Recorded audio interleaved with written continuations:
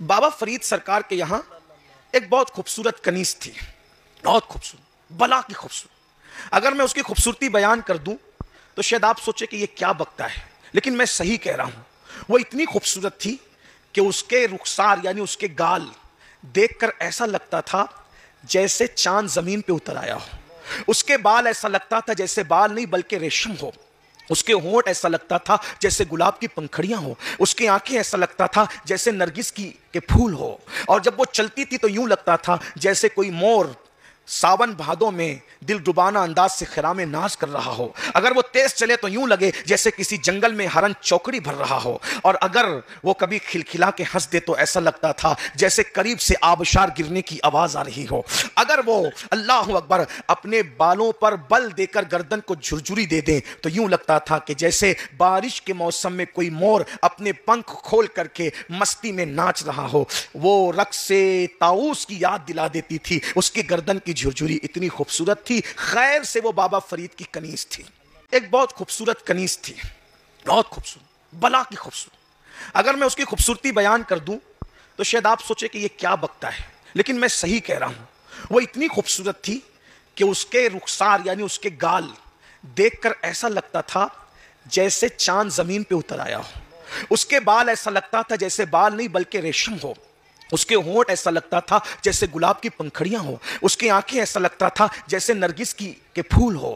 اور جب وہ چلتی تھی تو یوں لگتا تھا جیسے کوئی مور ساون بھادوں میں دل ڈبانا انداز سے خرام ناز کر رہا ہو۔ اگر وہ تیز چلے تو یوں لگے جیسے کسی جنگل میں ہرن چوکڑی بھر رہا ہو، اور اگر وہ کبھی کھلکھلا کے ہنس دے تو ایسا لگتا تھا جیسے قریب سے آبشار گرنے کی آواز آ رہی ہو۔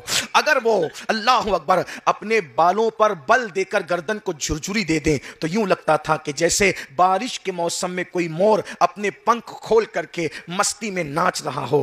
وہ رقص طاؤس کی یاد دلا دیتی تھی۔ اس کی گردن کی جھرجھری اتنی خوبصورت تھی، خیر سے وہ بابا فرید کی کنیز تھی۔ اللہ کے رسول علیہ السلام نے فرمایا نکاح جلدی کرو۔ ایک وقت تھا راجستھان میں نکاح لوگ بہت جلدی کرتے تھے، اور اب بہت دیر کرنے لگے ہیں۔ یہ سیریلوں کی وجہ سے اور پتہ نہیں کیا کیا خرافات آگے، اس کی وجہ سے اللہ کے رسول علیہ السلام فرماتے ہیں 3 چیزوں میں دیر مت کرو، 3 چیزوں میں دیر مت کرو۔ نمبر 1، جب نماز کا وقت آ جائے تو نماز پڑھنے میں دیر مت کرو۔ نمبر 2، جب جنازہ تیار ہو تو تدفین میں دیر مت کرو۔ نمبر 3، جب بیٹا اور بیٹی بالغ ہو جائے تو ان کے نکاح کرنے میں دیر مت کرو۔ آج ہر طرف سے شور سنائی دے رہا ہے کہ لڑکیاں بھاگ رہی ہیں، لڑکیاں بھاگ رہی ہیں۔ حالانکہ سب بیٹیاں ایسی نہیں ہوتی، لیکن لوگ شور کرتے ہیں۔ بلکہ میں تو لوگوں کو یہ بھی کہتا ہوں، آج کل لوگوں کی مائیں اتنی شریف نہیں ہے جتنی ہماری بیٹیوں کو اللہ نے شرافت عطا کی ہے۔ آج بھی ہماری بیٹیوں میں شرافت الحمدللہ موجود ہے، صرف تربیت کی ضرورت ہے، دین سکھانے کی ضرورت ہے، مذہب سکھانے کی ضرورت ہے۔ تو لیکن اگر ایسا کچھ ہو رہا ہے تو لوگ کرتے کیا ہیں، 30 سال 25 سال بیٹیوں کا نکاح نہیں کرتے۔ کیا کہتے ہیں، ابھی آنے دو، ابھی اچھا رشتہ آنے دو، ابھی اچھا رشتہ کیا کہا، ہمارے معیار کے مطابق آنے دو، ہمارے معیار۔ اور آپ کا معیار کیا ہے پتہ ہے، یہی آپ کا معیار ہے کہ کوئی آپ کو اسمارٹ داماد چاہیے، کوئی آپ کو سفید چمڑی والا داماد چاہیے، کوئی آپ کو بلڈنگ والا داماد چاہیے، کوئی آپ کو محل والا داماد چاہیے۔ آپ کو شریف انسان نہیں دیکھنا، معیار کیا ہے، دولت، معیار کیا ہے، اونچا مکان، معیار کیا ہے، سفید چمڑی۔ اللہ کے بندو اپنا معیار یہ نہیں ہے۔ بس اب بات ختم کرنے لگا ہوں، ایک روایت پڑھتا ہوں تھوڑی تشریح کے ساتھ، اگر ذوق سے سنو گے تو پوری بات کر کے بات مکمل کروں گا۔ اللہ اکبر۔ اللہ کے رسول علیہ السلام فرماتے ہیں لوگ نکاح کرتے وقت چند چیزیں دیکھتے ہیں۔ پہلی چیز لوگ دیکھتے ہیں نکاح کرتے وقت خوبصورتی، حسن، بیوٹی۔ ایسا ہی حضور دیکھو، حضور پھر حضور ہیں۔ قیامت تک کا سروے رپورٹ پیش کر دیا کہ لوگ کیا کرتے ہیں نکاح کرتے وقت، کیا دیکھتے ہیں، خوبصورتی دیکھتے ہیں۔ خوبصورتی مطلب کیا، آج کل کے ماحول میں سفید چمڑی، سفید چمڑی، سب کو سفید چمڑی چاہیے۔ یہ چمڑیاں جو ہے نا ہمیشہ سفید نہیں رہتی۔ 18 سال میں انسان جیسا لگتا ہے، بتاؤ 55 سال کے بعد بھی ویسے ہی لگتا ہے؟ 18 سال میں مکمل فٹ تھا، 55 سال میں آیا تو کیسا دکھتا ہے، ادھر سے پیٹ نکلا، ادھر سے کمر، ادھر سے گوشت، یہ ادھر چہرہ بڑھ گیا، وہ ہو گیا، وہ پتہ نہیں کیا کیا ہو جائے، ہے نا؟ تو آپ اگر صرف بیوٹی دیکھو گے، صرف خوبصورتی دیکھو، نوجوان لڑکوں کی خاص طور، آج شریف بچیاں گھر میں بیٹھی ہوئی شریف لڑکوں کو لڑکیاں ریجیکٹ کرتی ہے، یہ تو اچھا نہیں دکھ رہا ہے، اس کو کیسا چاہیے؟ ہیرو چاہیے اس کو،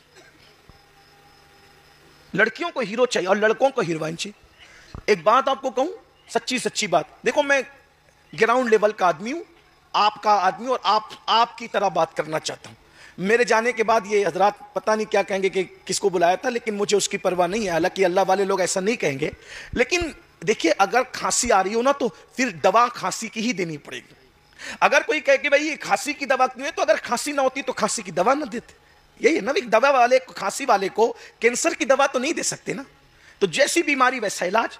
تو یہ میرے جو نوجوان لڑکے چھوکرے ہیں بچیاں ہیں، ان کو میں کہتا ہوں یہ جو ہیرو ہیروئن کے چکر میں پڑے ہو نا، یہ لوگ گھنٹوں میک اپ کر کے اسکرین کے سامنے آتے ہیں تو ایسے دکھتے ہیں، ان کو کبھی نیند سے اٹھنے کے بعد دیکھ لو تو وہ تمہارا گیرج میں پچری کرنے والا اچھا نظر آئے۔ یہ کوئی میں ہنسانے کے لیے نہیں کہہ رہا، میری طبیعت میں نہیں ہے جلسوں میں ہنسانا، کیونکہ یہ ہنسانے کی اور یہ جوک کی محفل نہیں ہے، یہ تو رونے رلانے کی محفل، یہ تو اصلاح کی محفل، آخرت یاد دلانے کی محفل ہے۔ میں اپنی آپ سے بھی کہتا ہوں، آپ وہ چڑیل کو جو 4 گھنٹے میک اپ کر کے آئی ہے، ہزاروں روپے اس نے اپنے چہرے پر صرف کیے ہیں، اس سے آپ کمپیئر کرتے ہو کچن میں بیٹھ کر روٹی بنانے والی لڑکی کو؟ کہاں وہ اسکرین پر آ کر زنا کرنے والی زانیہ عورتیں جو اسکرین پر آ کر کے ناچتی ہے، میں کسی کا نام نہیں لے رہا، جو زنا کرواتی ہیں وہ آپ کو پتا ہے سب، وہ ناچنے والیاں، زنا کرنے والیاں، آبرو بیچنے والیاں جو اسکرین پہ زنا کرتی ہے، ان سے آپ کمپیئر کرتے وہ ہزاروں روپے کا میک اپ خرچ کرنے والی کہ شریف روٹی بنا رہی ہے جو گھر میں اس کی، کبھی اس کو نیند سے اٹھتا ہوا دیکھ کر کے کھڑا کر، اور پھر جس کے ساتھ تو نکاح کرنا چاہتا ہے اس کو کھڑا کر، اس کی اس لانتی صورت سے زیادہ اس کی شرافت کا نور تجھے نظر آئے گا۔ آپ کیا کمپیئر کرتے ہیں؟ آپ میک اپ کو دل دے بیٹھے۔ اچھا چلیں اگر کوئی واقعی سفید چمڑی بھی ہو تو میں آپ کو ایک بات سناتی ہوں، حسن ہمیشہ نہیں رہتا، اور حسن جو ہے نا، حسن چمڑی کی سفیدی کا نام نہیں ہے، حسن کی تعریف آج مجھ سے آپ سن لیں۔ حسن کہتے ہیں عشق والا دل ہو، عشق رسول والا دل ہو، اور سنت رسول والا کردار ہو، یہ ہے حسن۔ چمڑیاں اہمیت نہیں، چمڑی میرے بھائیوں، اگر آپ سفید چمڑی کو خوبصورتی کا نام دیں گے تو حضرت بلال کے حسن کو کیا نام دیں گے آپ؟ سوچئے نہ ذرا۔ تو صرف چہرے مت دیکھو، سیرت بھی دیکھو۔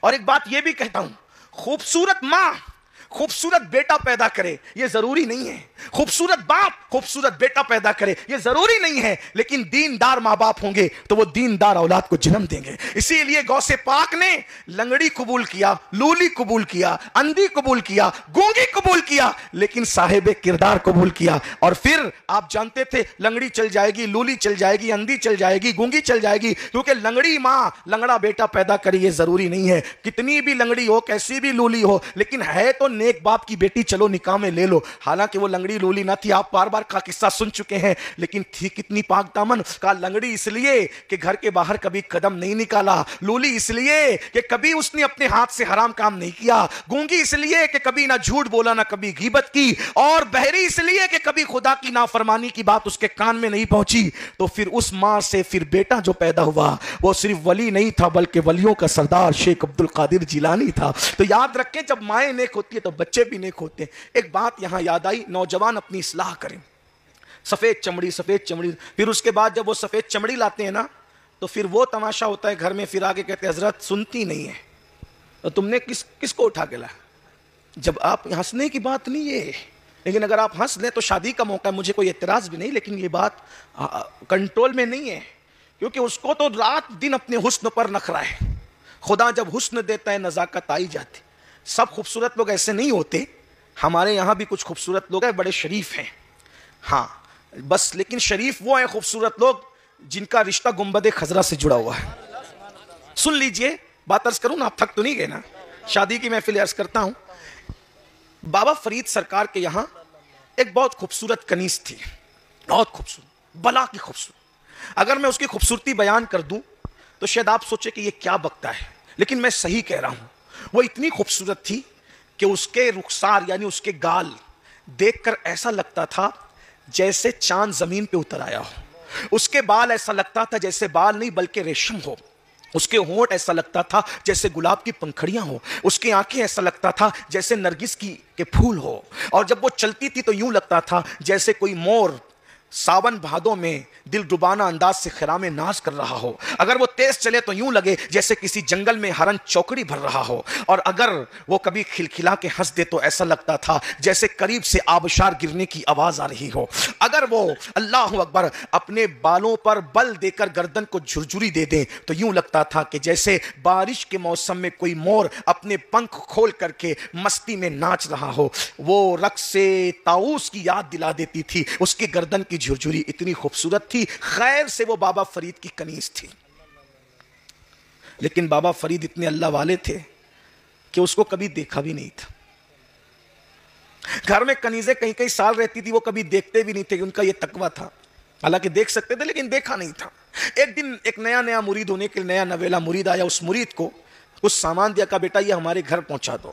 مرید گھر سامان دینے کے لیے گیا، وہ کنیز آئی سامان ریسیو کرنے کے لیے، گھر کی عورتیں تو نہ آتی تھی، کنیز کو بھیجا، کنیز کو دیکھا تو ڈھیر ہو گیا۔ نیا نویلا مرید تھا، ابھی تربیت پوری نہیں ہوئی تھی اس کی، اتنا بھی خوبصورت کوئی ہو سکتا ہے؟ ایک نظر دیکھا اب پاگل ہو گیا، اس سے عشق کر بیٹھا، حضرت کی خانقاہ میں نہیں آیا، واپس گھر چلا گیا۔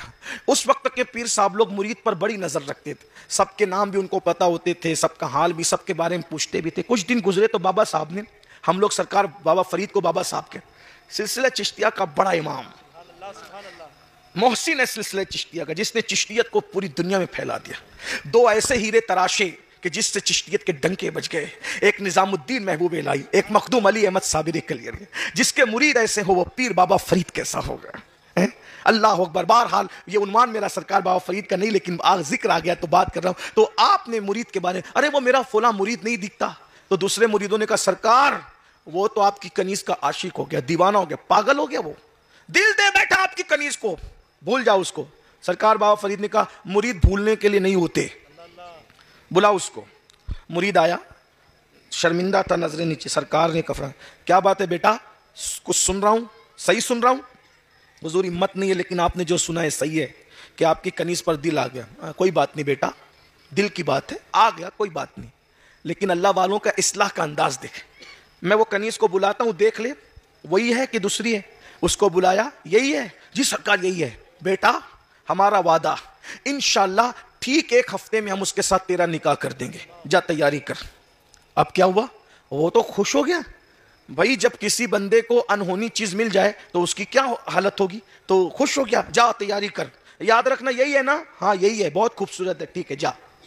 جیسے وہ مرید گیا، بابا فرید سرکار نے کہا اس عورت، اس لڑکی کو جلاب کھلاؤ، جلاب اس طرح کھلائے جائیں کہ یہ زندہ رہیں، اور اس کو دن میں چند مرتبہ بیت الخلا جانے کی حاجت ہو، یعنی اس میں تھوڑی کمزوری آئے، یعنی اس پہ ظلم بھی نہ ہو لیکن اس میں تھوڑی کمزوری آ جائے۔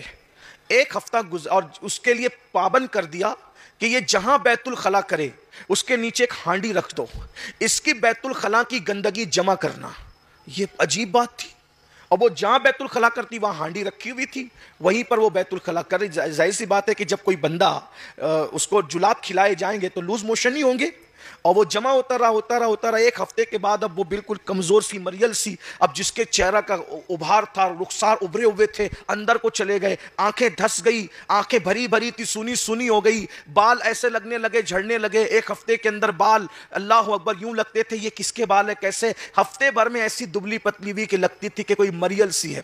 جب وہ آیا تیاری کر کے کہا بیٹا نکاح سے پہلے ایک بار پھر دیکھ لے، وہی ہے کہ دوسری ہے؟ کہا یہی ہے۔ حضور یہ وہ نہیں ہے، اللہ کی قسم وہ نہیں ہے، ہمارے ساتھ مذاق ہو رہا ہے۔ آپ نے میں اللہ کی قسم یہ وہی ہے۔ کہ پھر حضور آپ جھوٹ نہیں بول سکتے، حسن کہاں گیا؟ بابا فرید سے کہا حسن کہاں گیا؟ فرمایا تو نے اس سے پیار نہیں کیا تھا، اس کی خوبصورتی اور بیوٹی سے پیار کیا تھا، وہ میں نے نچوڑ لیا، وہ میں نے خوبصورتی نچوڑ لی بیٹا۔ تجھے انسان سے پیار نہیں تھا، تجھے حسن سے پیار تھا، وہ حسن میں نے نچوڑ لیا۔ کہا وہ حسن کہاں ہے؟ کہا لاؤ ہانڈی۔ ہانڈی کھولی گئی، سب بدبو سے پریشان، یہ ہے اس کا حسن۔ کہا یہ کیا ہے؟ کہا حسن نچوڑ لیا ہے۔ تب اس کو سمجھ میں آیا جس کو میں خوبصورتی کہہ رہا تھا وہ تو بدبو کے سوا کچھ نہیں۔ اس لیے جو لڑکیاں صرف چہرے کی خوبصورتی دیکھتی ہے، جب شوہر کا حسن ڈھلتا ہے تو پھر بہت سارے لوگ کہیں اور متوجہ ہو جاتے ہیں.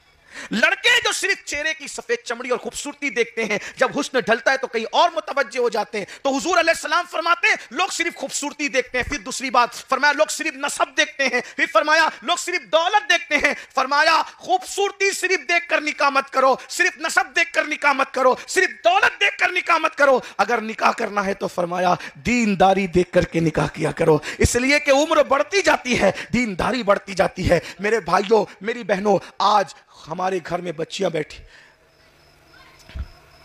ہم نکاح کرنے کے لیے کہاں ڈھونڈ رہے ہیں؟ مشرق، مغرب، شمال، جنوب. میں ایک طریقہ بتاتا ہوں. بچیوں کو اگر رشتہ کرنا ہے پہلے خاندان میں دیکھو. کہاں دیکھو؟ خاندان. اس کی برکت ہے. خاندان میں اگر نکاح کرو گے نا بھائی بہن یہ قریبی رشتے میں، تو وہ دیکھے بھالے ہوں گے. ایک اپنا معیار ہوتا ہے. غریب ایک کر لو. دیکھو حضور علیہ السلام نے جتنے نکاح کیے سب خاندان میں. دیکھیے 2 بیٹیاں دی سیدنا عثمان غنی. یہ عثمان غنی کون ہے؟ سیدنا عثمان غنی رضی اللہ تعالیٰ عنہ حضور کی دادی کے رشتے سے. حضرت عثمان غنی جو ہے وہ حضور علیہ السلام کے رشتے